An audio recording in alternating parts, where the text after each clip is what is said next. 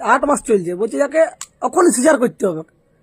তখন আমি ডাক্তারকে বলি, ডাক্তারকে তো আমি দেখতে পাইনি, নার্সগুলোর সঙ্গে কথা বলছি, বলি ম্যাডাম আপনি যে সিজার করছেন তো কোনো অসুবিধা আছে কি? বলছে না কোনো অসুবিধা নাই, তুমি শুধু একটু সাইন করে দাও, কোনো অসুবিধা নাই।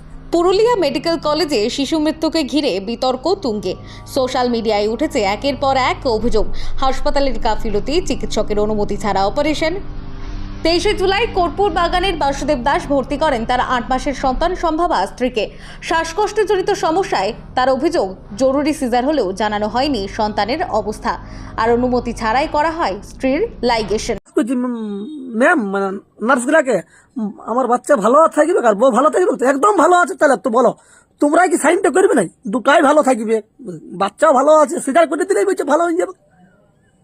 আর লাস্ট পর্যন্ত বাচ্চাটা মারা গেল। তবে সব অভিযোগকে ভিত্তিহীন বলে উড়িয়ে দিয়ে হাসপাতালের এমএসভিপি ডক্টর সুকমল বিষয়ী তার দাবি, তৎক্ষণাৎ সিজার ছিল জীবন রক্ষার জন্য, শিশুকে বাবার হাতেই তুলে দেওয়া হয় এবং লাইগেশন হয়নি মোটেই। হাসপাতালের বলছে সবই উদ্দেশ্য প্রণোদিত প্রচার। দেখুন বিস্তারিত।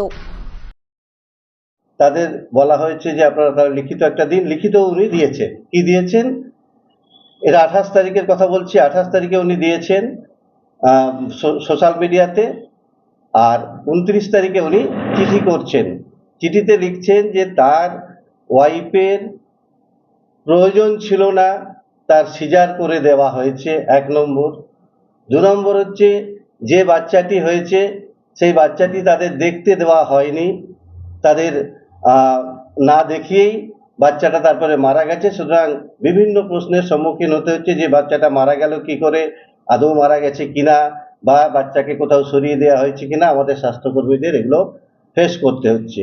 আর পরের যেটা আরো মারাত্মক, যে কোনো সম্মতি না নিয়েই তার ওয়াইফের লাইগেশন করে দেওয়া হয়েছে।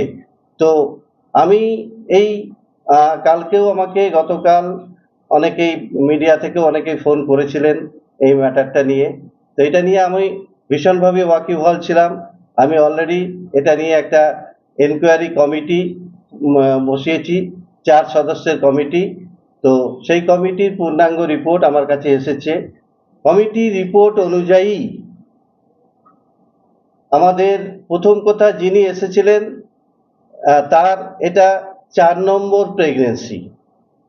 4 নম্বর প্রেগনেন্সির মধ্যে একটি বাচ্চা আছে, আর সেটা সিজার করে হয়েছে, 2টো অ্যাবর্শন হয়েছে।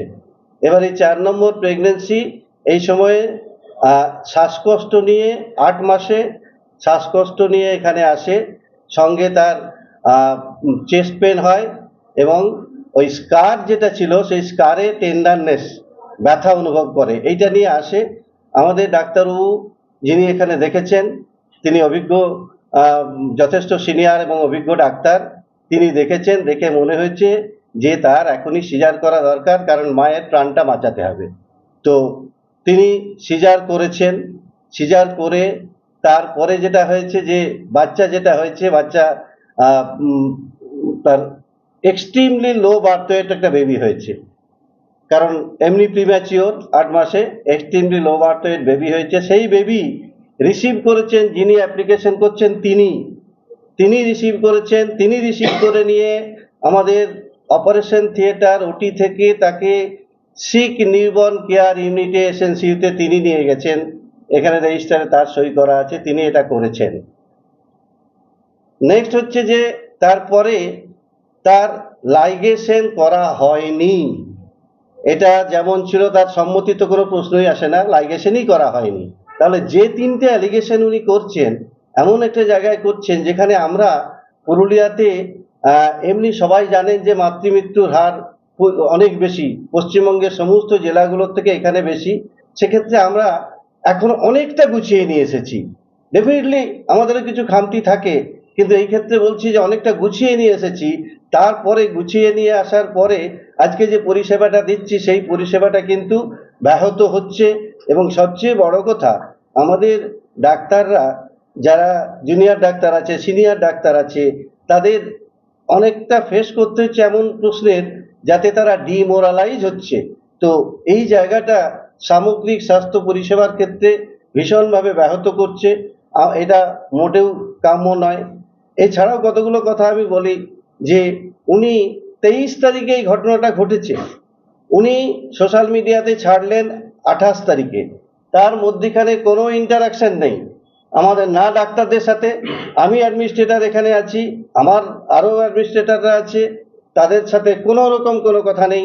প্রথম তিনি ছাড়লেন সোশ্যাল মিডিয়াতে, আর তারপরে তিনি যেটা করলেন, বলার পরে তিনি চেয়ারম্যানকেও লিখলেন, প্লাস আমাদেরও লিখলেন।